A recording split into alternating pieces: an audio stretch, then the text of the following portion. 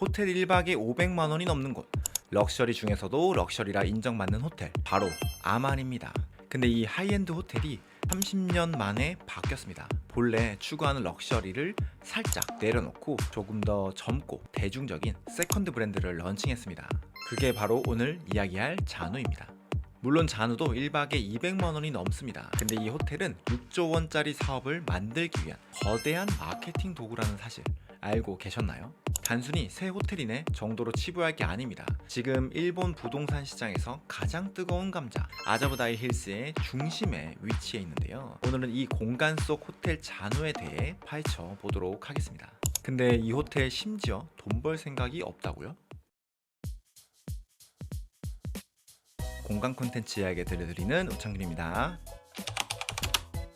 먼저 이 호텔이 자리 잡은 지역을 살펴보겠습니다. 아자부다 힐스는 도쿄 한복판에 6조 원을 쏟아부은 초대형 프로젝트인데요. 놀라운 건 사업 기간입니다. 무려 32년, 1989년에 계획을 시작해서 2023년경 문을 열었습니다. 무려 300명이 넘는 지주들과 연간 130회가 넘는 설명회를 진행한 결과입니다. 그 결과 뭐가 생겼냐면 바로 330m, 지상 64층, 일본에서 가장 높은 모리 JP타워가 들어섰고, 이 건물 꼭대기엔 수천억 원짜리 아만 레지던스가 있습니다. 이곳 펜트하우스는 2천억 원 이상에 거래되었다고도 하죠. 그리고 에르메스, 디올, 셀린 같은 명품 브랜드들이 줄지어 들어와서 웬만한 명품 거리를 연상시키기도 합니다. 잔우는 이 거대한 럭셔리 빌리지의 유일한 호텔인데요. 정확히는 레지던스 A동의 지하부터 13층까지 사용하고 있죠. 이제 잔우 호텔로 들어가 보겠습니다. 처음 도착하면 조금 당황할 수 있는데 드롭오프가 지하에 위치해 있습니다. 이 지대에 지형에 단차가 조금 있어서 지하로 액세스를 만들었는데요. 리셉션에 들어가면 잔우가 왜 아만과 다른지 확연히 느낄 수 있습니다. 잔우는 산스크리트어로 영혼을 뜻하는데 공간 자체에 예술적인 분위기가 한껏 담겨져 있습니다. 특히 백월은 자연 친화적인 그림과 블랙스톤 데스크가 묘한 대비를 이루고 있고, 그 가운데 분재를 위치해서 분위기를 잡아줍니다. 또한 천정은 밧줄을 엮어 만든 디자인이 디테일한 맛을 또 살렸죠. 로비로 올라가면 또 다른 장면이 펼쳐지는데요. 로비 리셉션 바로 옆으로 도쿄타워가 딱 이렇게 걸려 있습니다. 공간 설계는 장미셸 가티가 맡았는데 아만의 이 정적인 느낌을 잔우만의 예술적인 에너지로 잘 변주한 것 같습니다. 객실은 어떨까요? 도쿄에서 이 정도 사이즈를 찾기가 사실 굉장히 어렵거든요. 기본 객실이 55제곱미터, 약 17평부터 시작하죠. 일반적인 호텔이 35제곱미터 수준이라면, 물론 금액이 워낙 높으니까 당연하지만 일본 호텔 중에서도 방이 좀 크게 세팅이 되어 있는 거죠. 하지만 잔우의 진짜 포인트는 따로 있습니다. 바로 4000제곱미터, 약 1200평 규모의 웰리스 센터인데요. 일본 호텔 중 최대 규모입니다. 수영장을 가보면 확실히 느낄 수 있는데, 넓은 수영장은 도심 중심에서 여유를 즐기는 기분을 한껏 느낄 수 있고, 바로 옆에 또 대형 자쿠지 존도 마련되어 있습니다. 혹시 공간의 공통점을 눈치채신 분이 있나요? 수영장 자쿠지나 지하 드롭오프에 모두 에탄올 난로가 있습니다. 이런 난로는 아만 도쿄나 불가리 등 고급 시설에 주로 마련되어 있는데, 굴뚝 설치가 어려운 초고층 빌딩에서 불이 주는 따뜻한 심리적 위안, 즉 일본 특유의 환대를 뜻하는 오모테나시의 온기를 현대적으로 풀어낸 것이죠. 참, 여기까지 내용이 좋으셨다면 구독과 좋아요 부탁드리겠습니다. 그리고 운동을 좋아하시는 분들이라면 더 좋아할 수밖에 없습니다. 피트니스도 테크노짐으로 잘 갖춰져 있죠.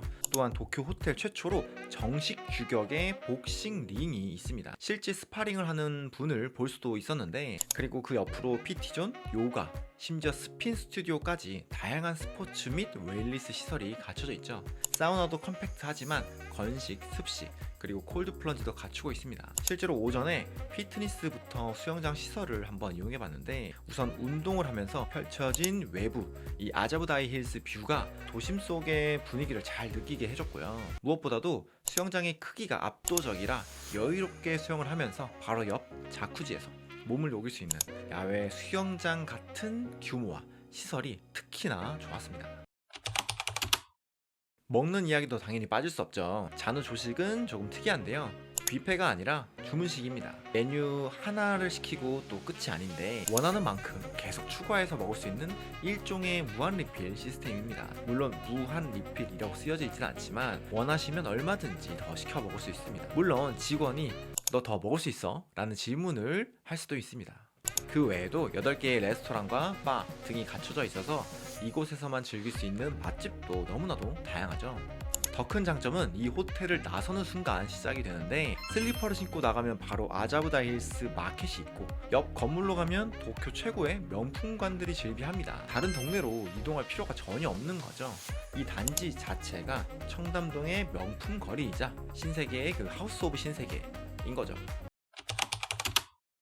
근데 왜 1박에 200만 원이 넘게 드는 곳인데 왜 제가 돈 벌 생각이 없다고 말했을까요? 객실이 122개, 객실 평균 가격을 200만 원이라고 하고 OCC, 오큐펀시를 80%라고 하면 연간 약 700억 원의 매출이 발생합니다. 일반적인 수익률로 계산을 해보면 가치가 1조 원이 넘어가죠. 그러면 객실당 100억 원 수준의 가격입니다. 럭셔리 호텔이라고 하더라도 가격이 상당히 높은 편인 거죠. 그러면 이 잔우 호텔은 도대체 어떤 역할을 하는 걸까요? 첫 번째는 분양가를 위한 장치입니다. 잔우 바로 위층이 평당 수억 원을 호가하는 레지던스인데요. 내 집 바로 아래에 아만의 서비스를 받는 호텔과 도쿄의 최대 스파가 있다 라는 게 바로 명분이죠. 이게 붙는 순간 아파트 분양가는 상승할 수밖에 없겠죠. 두 번째는 자산 가치의 극대화인데 이 건물에 잔우라는 글로벌 하이엔드 브랜드가 있다는 것만으로도 나중에 건물을 매각할 때 가격 차이가 날 수 있습니다. 브랜드 프리미엄은 이 가장 강력한 가격 장치 중 하나죠. 세 번째는 소셜 플랫폼인데요. 잔우는 투숙객만 받는 곳이 아닙니다. 인근 오피스의 CEO나 아만 레지던스 거주자들이 모이는 VVIP 커뮤니티 센터죠. 법인 결제 같은 방식으로 이 공간이 커뮤니티이자 소셜라이징의 장이 될 수도 있는 거죠.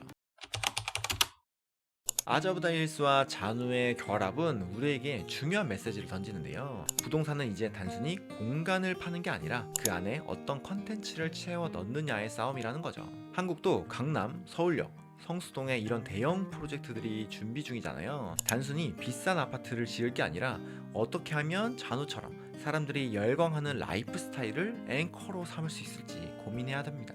요즘 아파트들은 모두 식사 서비스를 제공하잖아요. 그 속에서 차이점을 만드는 건 이런 앵커 테넌트이자 브랜드 컨텐츠가 어떤 감동과 가치를 줄 수 있느냐입니다. 도쿄 잔우에서 본 거는 단순히 화려한 인테리어가 아니라 6조 원 사업의 핵심 요소인 레지던스를 떠받치는 호텔의 비즈니스적 역할인 거죠. 여러분, 오늘 내용 어떻게 보셨나요? 잔우 호텔이 있는 이곳 한번 방문해 보고 싶으신가요? 댓글로 의견 남겨주세요. 그럼 오늘 우창균의 공간 콘텐츠는 여기까지고요. 구독과 좋아요 부탁드리겠습니다. 감사합니다.